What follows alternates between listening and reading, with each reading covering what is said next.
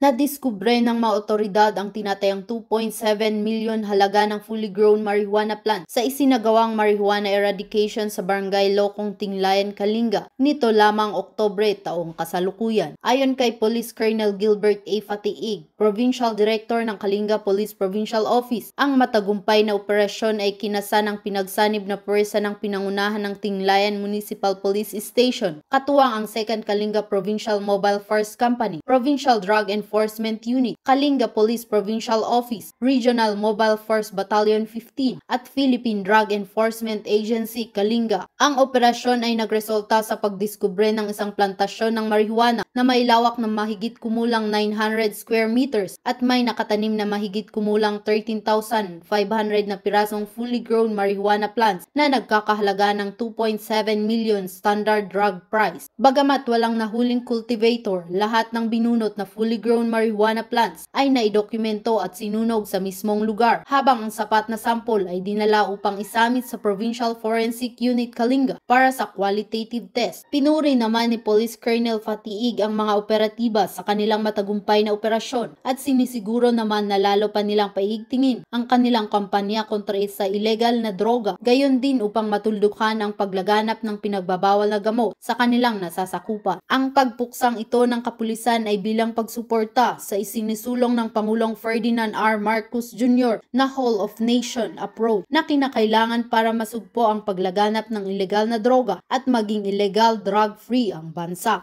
Mula dito sa Rehiyong Cordillera, ako ang iyong PNN correspondent, Patrol Woman Charlene Rose Gumangan, alagad ng batas, tagataguyod ng Balitang Pulis.